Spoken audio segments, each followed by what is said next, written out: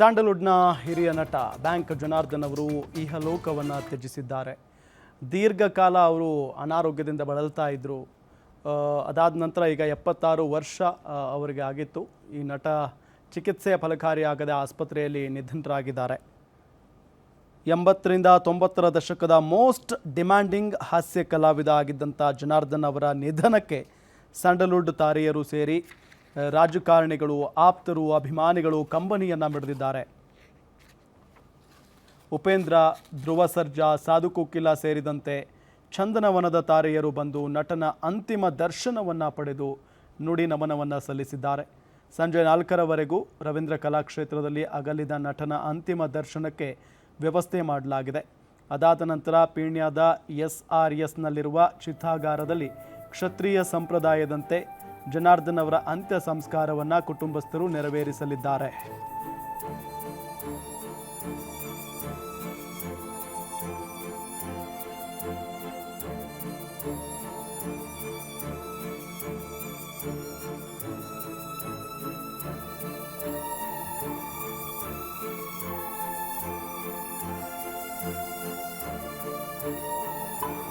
ನಾವೆಲ್ಲ ಕಲಾವಿದರು ಒಂದಾಗಿ ಬರ್ತಾ ಇದ್ವಿ. ಅವ್ರು ಹೇಳಬೇಕು ಅಂದರೆ ಭೋಜನ ಪ್ರಿಯರು. ಊಟ ಅಂದರೆ ಮೊದಲೇ ಅಲ್ಲಿ ಊಟ ಮಾಡೋಣ, ಅಲ್ಲಿ ದೋಸೆ ತಿನ್ನೋಣ, ಹೀಗೆ ಬರೀ ಊಟದ ವಿಷಯನೇ.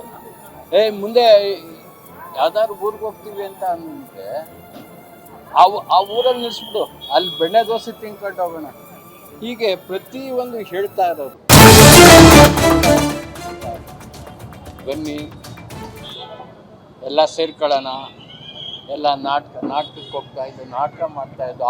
ಅವರು ನಮ್ಮನ್ನು ಕರ್ತಿದ್ರು, ನಾವು ಅವ್ರನ್ನ ಕರ್ತಿದ್ರು. ಮುಖ್ಯ ಬಿಸವರು ಕರ್ಕೊಂಡು ಹೋಗೋದು, ಅವರು ಕರ್ಕೊಂಡು ಹೋಗೋದು. ಹೀಗೆ ಬ್ಯಾಂಕ್ ಜನಾರ್ದನ್ ಅಂಕಲ್ನ ನಾವು ಚಿಕ್ಕ ವಯಸ್ಸಿಂದ ನೋಡ್ಕೊಂಡೇ ಬರ್ತಿರೋದು. ಅಂದರೆ ಕಿಶೋರ್ ಅಂಕಲ್ ಅವರ ಕ್ಲೋಸ್ ಫ್ರೆಂಡು. ಸಾಕಷ್ಟು ಬಾರಿ ಮನೆಗೆ ಬಂದಾಗ ಮೀಟ್ ಮಾಡಿದ್ವಿ. ಇವತ್ತು ನಮ್ಮ ಜೊತೆಗಿಲ್ಲ ಅನ್ನೋದು ಕೇಳಿ ತುಂಬಾ ಶಾಕ್ ಆಯಿತು. ಸೊ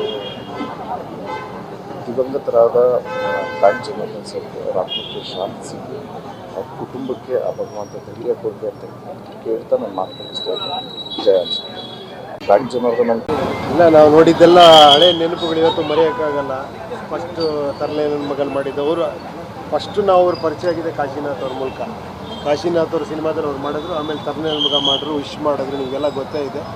ಬಹಳ ಅದ್ಭುತವಾದ ಕಲಾವಿದ, ಸರಳ ಜೀವಿ. ನಮಗೆಲ್ಲ ಅವಾಗ ನಾವೆಲ್ಲ ಹೊಸ ಡೈರೆಕ್ಟ್ರ್, ಅವಾಗೆಲ್ಲ ನಮ್ಮ ಜೊತೆ ಇಟ್ಕೊಂಡು ಡೇಟ್ ಪ್ರಾಬ್ಲಮ್ ಆಗದೆ ತುಂಬ ಸಪೋರ್ಟ್ ಮಾಡಿದರು ನಮಗೆ.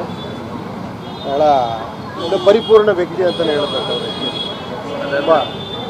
ಇವತ್ತು ನಮ್ಮ ಆತ್ಮೀಯ ಗೆಳೆಯರಾದಂಥ ಬ್ಯಾಂಕ್ ಜನಾರ್ದನ್ ಅವ್ರನ್ನ ನಾವು ಕಳ್ಕೊಂಡಿದ್ದೀವಿ.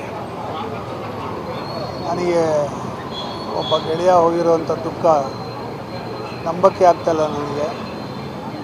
80ಕ್ಕೂ ಹೆಚ್ಚು ಸಿನಿಮಾಗಳ ಒಟ್ಟಿಗೆ ಕೆಲಸ ಮಾಡಿದ್ದೀವಿ, ಧಾರಾವಾಹಿಗಳ ಒಟ್ಟಿಗೆ ಕೆಲಸ ಮಾಡಿದ್ದೀವಿ.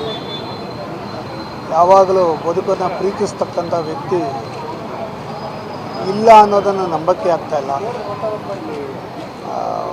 ಅವನು ತುಂಬ ಶ್ರಮಜೀವಿ, ಎಲ್ಲರನ್ನು ಪ್ರೀತಿಸುವಂಥ ವ್ಯಕ್ತಿ, ಒಬ್ಬ ಹ್ಯೂಮನ್ ಬೀಯಿಂಗ್.